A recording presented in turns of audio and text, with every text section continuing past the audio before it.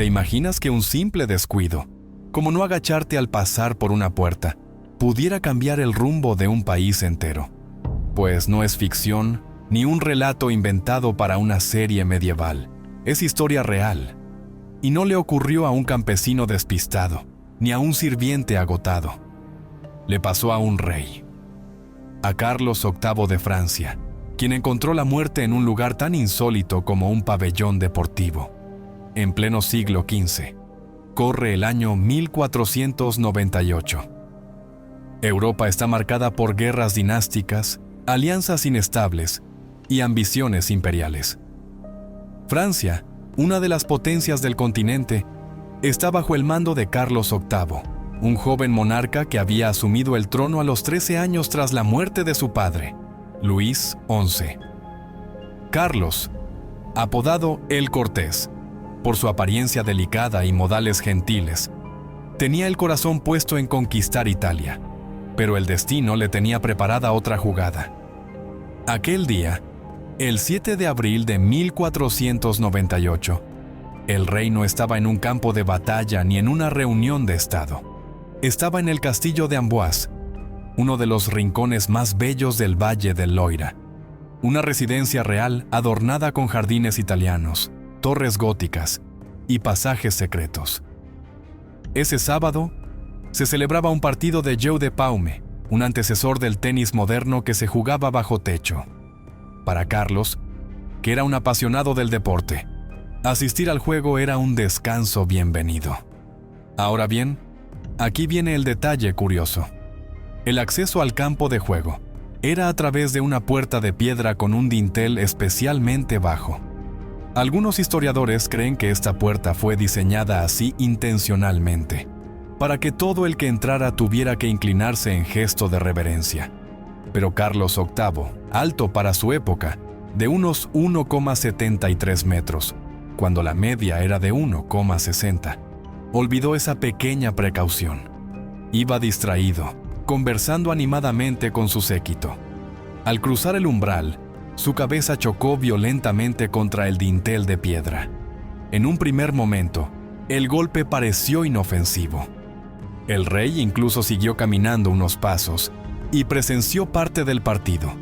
Pero minutos después, comenzó a tambalearse.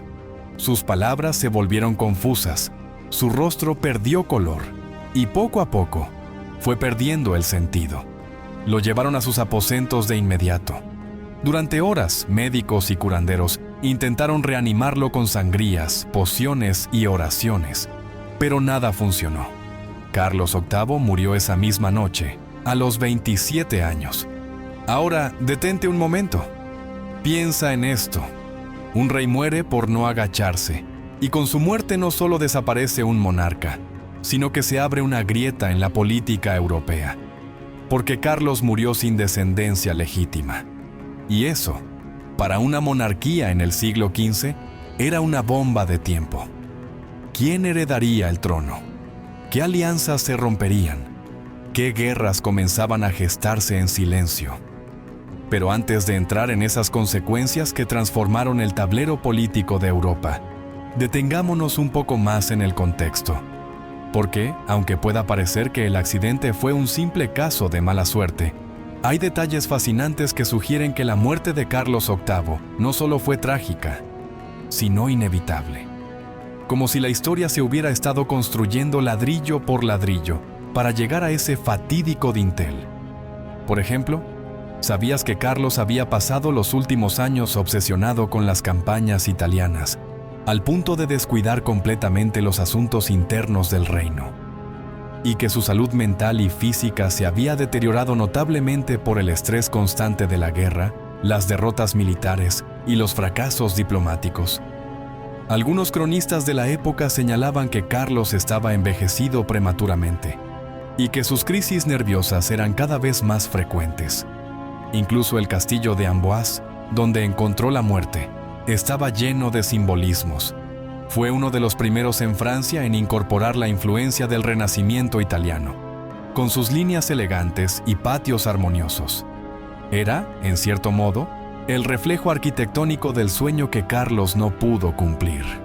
conquistar y renacer a través de Italia. Y justo ahí, en un lugar construido para representar su visión de grandeza, lo esperaba la puerta que pondría fin a todo. El marco bajo, el descuido, el golpe. Un monarca reducido por una piedra. Y es aquí, al borde de esta imagen surrealista, donde la historia da un giro aún más extraño. Porque su muerte, lejos de cerrar un capítulo, abrió uno aún más turbulento. La inesperada ascensión de Luis XII, el primo del rey. Un noble que jamás pensó que acabaría con la corona sobre su cabeza. Luis de Orleans, más tarde conocido como Luis XII. Y es que, con la muerte repentina de Carlos VIII sin dejar herederos directos, la sucesión se convirtió en un asunto de urgencia nacional. En la monarquía francesa, el trono no pasaba a cualquier familiar cercano, sino que debía seguir las estrictas reglas de la ley sálica. Solo los varones podían heredar, y siempre por línea masculina. Así, Luis de Orleans, primo segundo del difunto Carlos y descendiente directo de Carlos V, fue proclamado rey. Pero aquí es donde comienza otra parte fascinante de esta historia. Luis XII no solo heredó la corona, heredó también las deudas, las ambiciones militares y, para sorpresa de muchos, a la propia viuda de Carlos VIII. Sí, como lo estás escuchando. La reina viuda Ana de Bretaña, que había sido casada con Carlos como parte de una estrategia para unir el poderoso ducado de Bretaña al reino de Francia, fue obligada por los términos políticos a casarse con el nuevo rey. El matrimonio entre Ana y Luis XII no fue por amor ni por deseo. Fue una maniobra estratégica para asegurar que Bretaña no se separara del reino tras la muerte de Carlos. Para poder casarse con Ana, Luis XII tuvo que anular su matrimonio anterior. Y no fue tarea fácil. La Iglesia no veía con buenos ojos que se rompieran vínculos sagrados por conveniencia política. Así que Luis, astuto y decidido, recurrió al Papa Alejandro VI. Sí, el Papa Borgia, famoso por sus intrigas y escándalos, para obtener la anulación. Lo logró a cambio de concesiones políticas y favores eclesiásticos. Con este movimiento, Luis XII consolidó el dominio francés sobre Bretaña, pero también heredó la obsesión de su predecesor, Italia. Aquí es donde la historia toma tintes de repetición casi poética. Carlos VIII había invadido Italia buscando conquistar Nápoles, creyéndose heredero legítimo del trono napolitano por un enredo dinástico. Fracasó. Su ejército, debilitado por enfermedades y resistencia local, regresó a Francia humillado. Pero Luis XII retomó esa misma campaña, esta vez con los ojos puestos en el Ducado de Milán, al que también reclamaba derechos por herencia materna. Y como si el destino se empeñara en convertir la tragedia en ciclo, Luis XII también conocería las traiciones, las derrotas y las trampas diplomáticas que habían marcado los últimos años de Carlos. Pero eso no lo detuvo. Al contrario, reforzó el mito del rey renacentista, del monarca que veía en Italia no solo una conquista, sino una resurrección cultural. Ahora, detengámonos un momento y pensemos en esto. ¿Qué habría pasado si Carlos VIII no hubiera muerto esa tarde al chocar contra un dintel? ¿Habría conseguido estabilizar su reinado? ¿Se habría reconciliado con sus fracasos militares?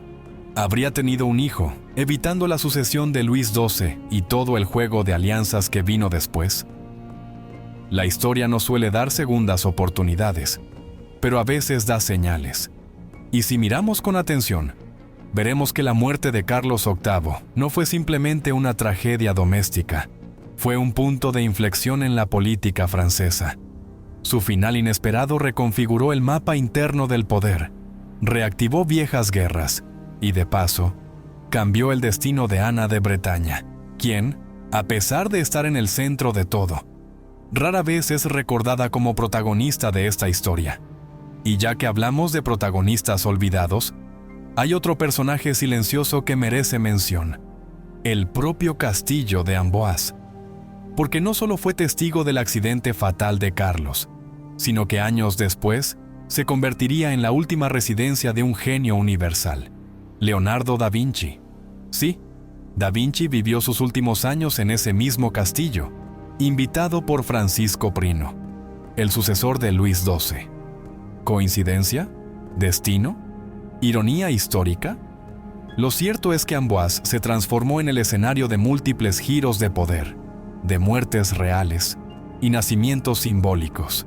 Y ahí, entre piedras antiguas y puertas peligrosas, aún se siente el eco de aquella tarde en que un rey no se agachó.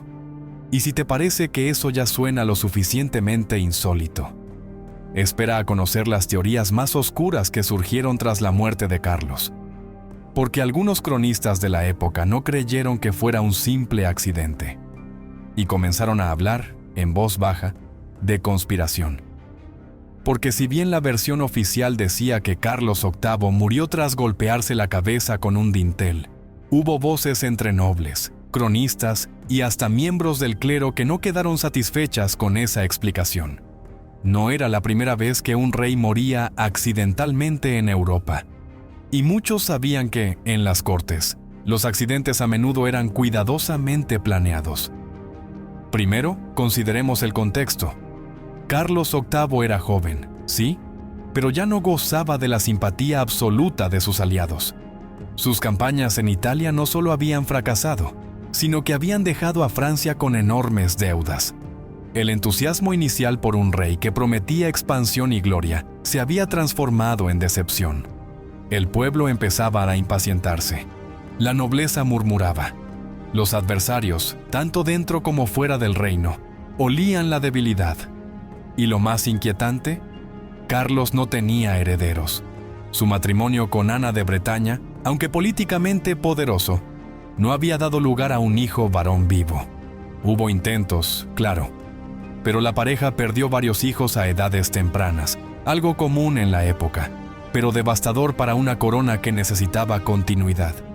Eso lo hacía vulnerable. Muy vulnerable. Entonces, ¿por qué no pensar que su muerte, en un espacio cerrado, con acceso controlado y sin testigos imparciales, pudo haber sido inducida? Algunos sospechaban de una rivalidad creciente dentro de la corte. El círculo de Luis de Orleans, futuro Luis XII, había estado históricamente enfrentado a los asesores más cercanos de Carlos.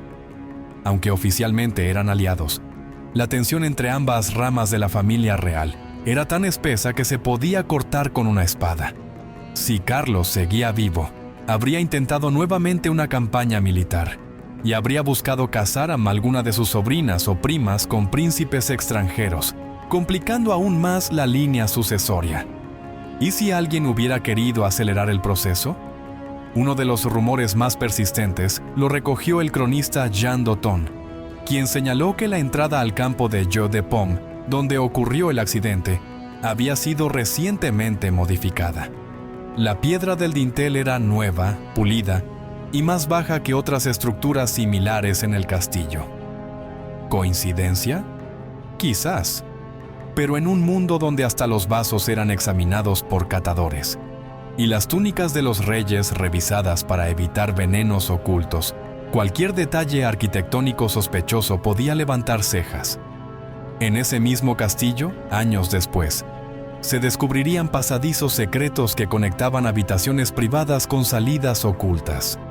Un lugar ideal para el espionaje, la fuga o el crimen perfecto.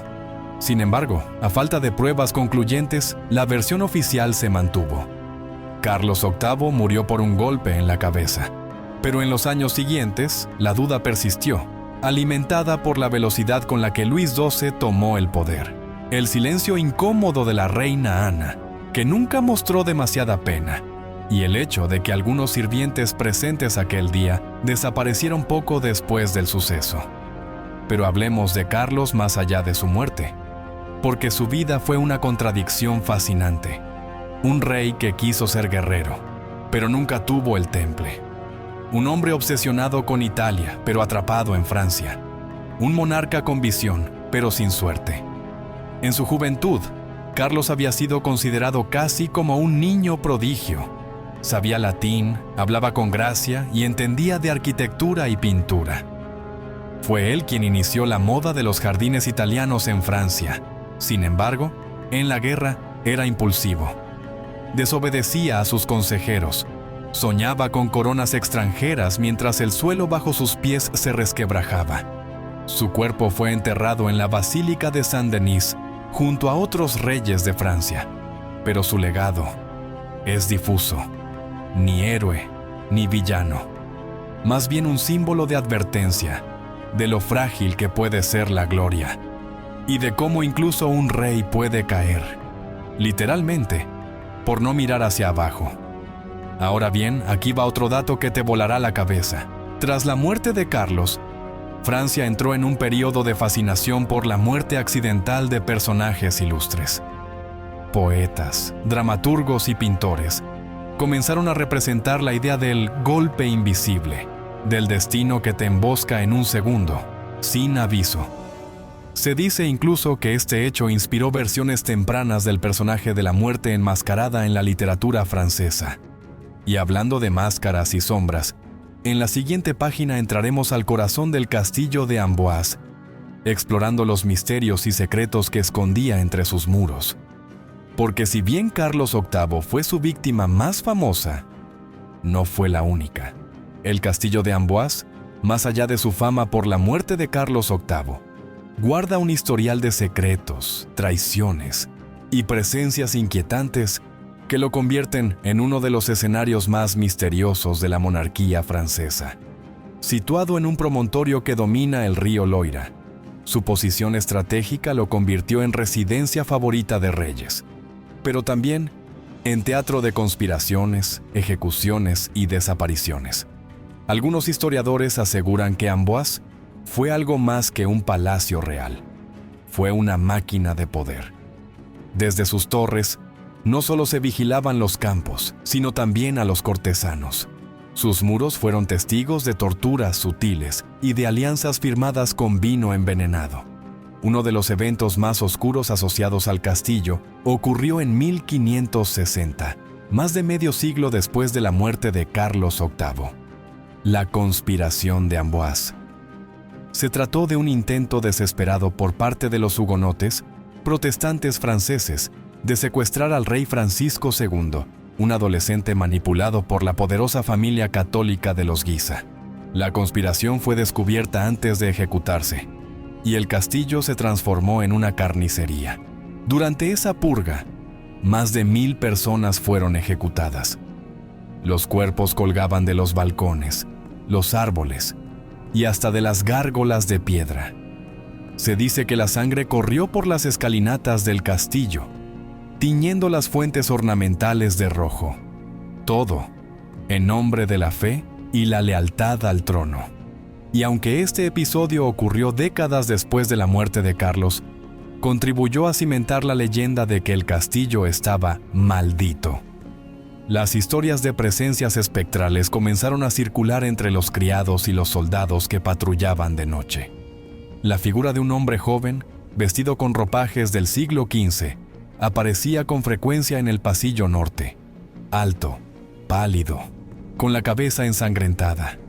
Muchos lo identificaban como el propio Carlos VIII, condenado a vagar por no haberse agachado a tiempo. Pero no todo en Amboise fue tragedia. En medio de su legado lúgubre, hubo también momentos de genialidad. A principios del siglo XVI, el castillo fue hogar del genio más grande del Renacimiento, Leonardo da Vinci. Francisco I, joven y fascinado por el arte y la ciencia, invitó personalmente a da Vinci a vivir en Francia. Leonardo, ya anciano, aceptó la propuesta y se instaló en el Clos Lucé, una residencia a pocos pasos del castillo principal. Desde allí, el artista italiano cruzaba un pasadizo subterráneo, que aún existe, para visitar al rey y mostrarle sus inventos, bocetos y maquetas. En el Clos Lucé todavía se conservan réplicas de algunos inventos de Da Vinci que nunca llegaron a construirse. Puentes giratorios, vehículos autopropulsados e incluso diseños de trajes de buzo. Francisco I consideraba a Leonardo no solo su maestro, sino también su amigo íntimo. Leonardo murió en Francia en 1519 y, según la tradición, fue enterrado en la capilla de Saint-Hubert. dentro del recinto del castillo de Amboise. Su tumba, discreta pero simbólica, está hoy en día decorada con flores y lápices, dejados por artistas y admiradores de todo el mundo. ¿Qué otro lugar podría ser más apropiado para descansar en paz que el mismo castillo donde murió un rey por no mirar hacia abajo? La ironía no pasa desapercibida. Dos hombres brillantes, aunque muy distintos, uno un monarca impetuoso, otro un genio sereno, unidos por un mismo espacio. Uno murió por su torpeza, el otro por su edad, pero ambos dejaron huella en la historia francesa y en las piedras de Amboise. Y aquí va un detalle que pocos conocen. En una carta escrita por uno de los asistentes de Leonardo, se menciona que Da Vinci tenía conocimiento del accidente de Carlos VIII. Incluso habría llegado a dibujar un boceto recreando la escena, intentando entender cómo un golpe así pudo matar tan rápidamente a un hombre joven. El dibujo, perdido con el tiempo, ha sido buscado por historiadores del arte durante siglos, como si en esa hoja perdida pudiera encontrarse una verdad más profunda sobre el destino y la muerte. Y ya que hablamos de destino y casualidades fatales, en la siguiente página te contaré cómo el golpe en la cabeza de Carlos VIII inspiró ideas médicas y filosóficas que perduraron por generaciones. Porque en el Renacimiento, un accidente real podía transformarse en teoría científica o en moralidad disfrazada de tragedia. Cuando el cráneo de Carlos VIII se estrelló contra el dintel bajo del Château d'Amboise, no solo se quebró un hueso, se abrió una fisura en la percepción medieval de la muerte real. Su deceso repentino, sin guerra, sin veneno, sin traición, obligó a los estudiosos, médicos y filósofos de su tiempo a enfrentar una verdad incómoda. El cuerpo del rey, aunque sagrado y ungido, también era mortal y vulnerable a lo absurdo. Durante siglos, la muerte de Carlos fue estudiada no solo como un hecho histórico, sino como un caso médico paradigmático. El término que se popularizó entre los anatomistas del siglo XVI fue concusio regia, o la conmoción del rey. En las universidades de Padua y Montpellier, los estudiantes de medicina diseccionaban cráneos y recreaban hipótesis. ¿Fue una hemorragia cerebral, una fractura occipital o un trauma cráneoencefálico con edema súbito?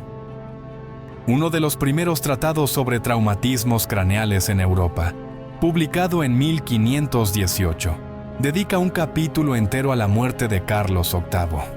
Lo fascinante es que describe con asombroso detalle los posibles síntomas que habría sufrido el rey, a pesar de que los médicos de la corte apenas lograron examinarlo antes de su colapso final. Este texto es uno de los primeros intentos de sistematizar el estudio del trauma cerrado, precursor de lo que hoy se conoce como lesión cerebral traumática, TBI. Más allá del ámbito médico, la extraña muerte del rey también impactó en la filosofía política y la literatura moralizante de la época. Algunos moralistas aprovecharon el evento para lanzar advertencias veladas sobre la vanidad, la prisa y la arrogancia del poder. Uno de ellos fue Erasmo de Rotterdam, quien, aunque nunca mencionó directamente a Carlos, escribió en su obra El elogio de la locura, una serie de pasajes que parecen inspirados por la historia. Nada hay más débil que el hombre que olvida mirar hacia donde pisa, y nada más trágico que un príncipe que no ve el dintel de su destino.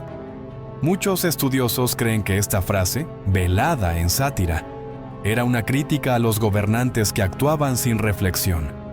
En el arte también quedó huella. En varios tapices flamencos de principios del siglo XVI, aparecen figuras reales representadas de perfil, con una ligera inclinación hacia adelante. No era por estética, era un mensaje. Los artistas, a través de pequeños gestos simbólicos, sugerían la virtud de la humildad y la importancia de agacharse ante lo pequeño. Porque, como decían algunos aforismos de la época, a veces el umbral es más peligroso que la puerta. Incluso en el teatro popular, especialmente en las farsas francesas, comenzaron a proliferar obras cómicas que parodiaban reyes que morían de formas ridículas. un personaje recurrente llamado Rey Tropiezos, moría siempre por no agacharse o por mirar hacia el cielo en vez del suelo. Estas representaciones no solo entretenían, también funcionaban como una catarsis colectiva ante la fragilidad de quienes decían tener derecho divino a gobernar. Y aunque la historia parezca tragicómica, lo cierto es que el impacto fue profundo. El pueblo comenzó a hablar de la advertencia de la piedra, como si el dintel contra el que se golpeó Carlos VIII hubiese sido una señal enviada por fuerzas invisibles. Algunos llegaron a decir que el castillo estaba encantado y que quien lo habitara sin humildad encontraría su final. La superstición cobró tanta fuerza que durante décadas los reyes que visitaban Amboise ordenaban elevar los dinteles o hacer reverencias al entrar, como si eso les blindara de repetir la historia. En la actualidad, esa misma puerta por la que Carlos VIII entró antes de morir aún existe. Está protegida por una barandilla y señalada con una discreta placa que apenas dice: «Aquí murió el rey Carlos VIII, 1498». No hay estatuas, ni flores, ni velas. Solo una piedra baja y un vacío histórico cargado de significado. Pero, ¿qué pasó después de su muerte? ¿Quién tomó el trono? ¿Y qué consecuencias políticas desató el hecho de que un joven rey, sin herederos varones, muriera de forma tan banal? Porque si hay algo que la historia no perdona, es el vacío de poder. Y cuando el trono francés quedó súbitamente sin rey, los tiburones políticos comenzaron a nadar cerca. En la siguiente página exploraremos cómo la muerte absurda de Carlos VIII dio lugar a una de las transiciones más críticas del poder en la monarquía francesa, abriendo la puerta a un nuevo linaje que cambiaría para siempre el rostro del país. El eco del cráneo de Carlos VIII golpeando la piedra del Château d'Amboise no fue solo un estruendo físico, fue una onda expansiva que sacudió la política de Europa, porque el monarca, fallecido de manera tan insólita, no dejó un heredero varón, ni siquiera dejó un plan claro de sucesión. Y en una monarquía tan poderosa como la francesa, eso era un terremoto institucional. En cuanto la noticia de la muerte del rey se confirmó, se desató una carrera palaciega que parecía salida de una partida de ajedrez entre dinastías. Carlos pertenecía a la dinastía Valois, rama directa del linaje Capeto. Pero con su desaparición, el trono debía pasar a un pariente cercano, Luis, duque de Orleans, primo segundo del rey y descendiente del mismísimo Carlos V. Luis no se encontraba en Amboise en el momento de la muerte, pero según crónicas de la época, al enterarse de la noticia saltó de la cama y gritó: «Francia me llama». En menos de 24 horas estaba en camino al castillo, escoltado por una tropa improvisada de fieles, médicos y notarios. Luis de Orleans fue coronado en Reims pocos meses después, tomando el nombre de Luis XII. Esta transición no fue un simple cambio de nombre en las crónicas. Marcó un antes y un después en la historia francesa. A diferencia de su predecesor, Luis XII era un reformador en potencia. Quiso frenar la corrupción, reorganizar el sistema judicial y acercarse más a las necesidades del pueblo. Su lema, de hecho, fue: «El padre del pueblo». Sin embargo, no todo fue estabilidad. El cambio de rey también implicaba un reposicionamiento internacional. Carlos VIII había dejado abiertas varias campañas militares, especialmente en Italia, que requerían decisiones inmediatas. Luis XII, como nuevo monarca, tuvo que decidir entre continuar las ambiciones bélicas de su primo fallecido o buscar la paz con los estados italianos. Decidió seguir la guerra, pero con otra táctica. Así, la llamada Primera Guerra Italiana mutó en un conflicto más amplio que pondría a Francia en disputa con la Santa Sede, los Habsburgo y otras potencias emergentes. Pero más allá de la política, el pueblo francés vivía una paradoja emocional. Por un lado, la muerte absurda de Carlos VIII había desatado bromas y supersticiones, como vimos antes. Por otro, el recuerdo de un rey joven, entusiasta y amante del juego, dejaba una nostalgia extraña. Era el fin de una era de juventud y promesas, aunque truncadas. En muchas ciudades de Francia se organizaron misas no solo por el alma del rey, sino también por los peligros invisibles del día a día. Se convirtió en costumbre, durante un tiempo, bendecir puertas y dinteles en los hogares nobles como símbolo de prudencia ante lo inesperado. Algunos sacerdotes incluso compusieron oraciones especiales para protegerse de la muerte repentina por negligencia. Mientras tanto, en el extranjero, los enemigos de Francia no perdieron oportunidad de ridiculizar el incidente. En la corte de Enrique VII de Inglaterra se contaba un chiste cruel. Francia, poderosa en ejércitos, cayó por una piedra baja. ¡Qué alta le pareció la humildad! Incluso algunos humanistas italianos se burlaron en panfletos que circularon clandestinamente entre cortes. Un rey cayó no en batalla, sino en su propia entrada. Tal es el destino de quien no se agacha ante la vida. Y sin embargo, con el tiempo, la figura de Carlos VIII fue revalorizada. No por sus conquistas ni sus leyes, sino por el peculiar mensaje que dejó su muerte. El recordatorio de que el poder, por más grande que sea, no elimina los riesgos del descuido más simple. Como escribió un cronista anónimo en 1502, el hombre que quiso conquistar Nápoles fue vencido por una piedra de Amboise. Esa frase, repetida en textos, murales e incluso en cantos populares durante décadas, encapsula el dramatismo y la enseñanza que legó el rey que no se agachó. Pero la historia no termina con su muerte, ni con la sucesión de Luis XII. Hay una última pieza de este relato que pocos conocen: el destino del mismísimo dintel que lo mató, y cómo un rey posterior, obsesionado con lo simbólico, ordenó que fuera modificado, pero no destruido. Aunque parezca increíble, el dintel de piedra bajo el que Carlos VIII se golpeó la cabeza no fue destruido. No se trató como un enemigo ni se removió por vergüenza. Al contrario, fue preservado. Porque en la memoria francesa, ese umbral se transformó en algo más que piedra. Se convirtió en símbolo de mortalidad, humildad y destino. Luis XII, el rey que sucedió a Carlos, ordenó que se colocara una placa discreta en el lugar exacto donde ocurrió el accidente, dentro del Château d'Amboise. La inscripción decía: «Aquí cayó el rey Carlos VIII», para recordarnos que nadie, ni siquiera el más alto, está exento de agacharse ante el destino. Durante siglos, ese dintel fue conocido por los locales como la piedra del rey testarudo. Incluso los reyes posteriores, cuando visitaban el castillo, se agachaban a propósito al pasar por allí, como gesto simbólico de respeto a la historia y advertencia a su propio ego. Hoy en día, el lugar se puede visitar.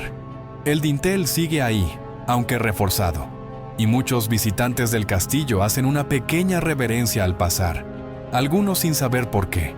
Otros, enterados de la historia, lo hacen con una sonrisa incómoda, conscientes de que el poder, por majestuoso que sea, nunca es más fuerte que una piedra baja, si uno se olvida de mirar hacia abajo.